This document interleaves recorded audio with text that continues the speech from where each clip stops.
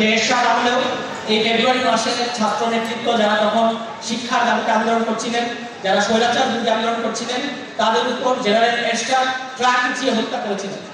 এবং সেই ফেব্রুয়ারি মাসে আমরা আছি, এরশাদের বিরুদ্ধে আমরা সংগ্রাম করেছি।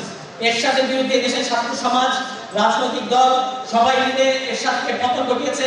কিন্তু নির্মম পরিহাস হচ্ছে এই রাজনৈতিক দলগুলো এরশাদকে আবার ক্ষমতায় বসিয়েছে। এরশাদকে তারা 91 সালের নির্বাচনে এরশাদ 35টা আসন পেয়েছে।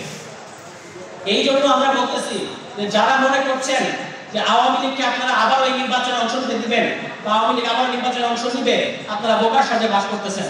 আমরা একই ভুল করব না। আগামী নির্বাচনে, আগামী অন্তত 2টা নির্বাচনে আওয়ামী লীগের দলগতভাবে নির্বাচন করার কোনো সুযোগ নাই। এবং বাংলাদেশের জনগণ যদি চায় যে তারা আওয়ামী লীগকে নিষিদ্ধ করবে, তাহলে আওয়ামী লীগকে নিষিদ্ধ করতে হবে। কারণ তারা একটা সন্ত্রাসী দল, তারা গত 15 বছর আমাদের উপর অত্যাচার করেছে এবং সর্বশেষ এই জুলাই মাসে অত্যাচার করেছে। শেখ হাসিনা এখনো দিল্লিতে বসে থেকে, আপনারা দেখতে পাচ্ছেন, এটা পরিষ্কার উস্কানি যে যখনই ছাত্রদের একটা রাজনৈতিক দল আসবে, এই ঘোষণা এসেছে, তখনই দিল্লি তো ইতিমধ্যেই ভয়ে কম্পমান। তারা বুঝতে পারে যে এই নতুন যে দলটা আসবে সেটার বিপদটা কোথায়। কারণ তারা পুরনো রাজনৈতিক দলগুলোর মধ্যে এই আওয়ামী লীগ বাদ দিলেও অন্য যে সকল রাজনৈতিক দল আছে তাদের সাথেও অনেক শান্তি পায়। কিন্তু ছাত্ররা, বিপ্লবী ছাত্ররা, যারা আধিপত্যবাদ বিরোধী, যারা ভারতীয় হস্তক্ষেপ বিরোধী, যারা সার্বভৌমত্বের পক্ষে, সেই বিপ্লবী ছাত্ররা যখন ঘোষণা দিয়েছেন যে তারা একটা রাজনৈতিক দল করবেন, তখনই দিল্লির মাথা নষ্ট হয়ে গেছে। তখনই তারা শেখ হাসিনাকে বক্তব্য দিতে দিয়েছে এবং শেখ হাসিনা এসে বক্তব্য দিয়ে আবারও বলেছে যে তার কোনো ভুল নাই, তার কোনো দোষ নাই। এবং আপনারা খেয়াল করবেন, এই ঘটনা ঘটার ফলে আমাদের যে রাজনৈতিক দল হওয়ার যে একটা আয়োজন ছিল, যে একটা উদ্দীপনা ছিল, সেটা কিন্তু একটু ভাটা পড়েছে। সুতরাং এখন আপনাদের প্রতি আমার অনুরোধ থাকবে, আমরা বলেছি যে ফেব্রুয়ারির 3য় সপ্তাহের মধ্যে রাজনৈতিক দল আসবে। যত ঝড় আসুক, যত ঘূর্ণিঝড় আসুক, যত বিপদ আসুক, আমরা সেটা একসাথে মোকাবেলা করব। কিন্তু রাজনৈতিক দল হবেই, কেউ এটাকে থামায় রাখতে পারবে না। এই যে ফেব্রুয়ারির 3য় সপ্তাহে যে রাজনৈতিক দলটা আসতেছে, এটা কিন্তু তার মানে আমাদের সামনে 2 সপ্তাহ কম সময় আছে। এই সময়টাতে আপনারা নরসিংদী জেলা জুড়ে আপনাদের জনগণের কাছে বলতে হবে যে রাজনৈতিক দল আসতেছে এবং আপনাদের কাছে একটা ফর্ম গেছে। এই ফর্ম আপনারা জনগণের কাছে নিয়ে যাবেন, তাদের মতামতগুলো নেবেন যে তারা রাজনৈতিক দলগুলোর কাছে কি চায়। সেই যারা যেটা বলবে সেই কাজগুলোই আমাদেরকে করতে হবে। এবং এই যে দলটা আসতেছে, এই দলের কাজ কি?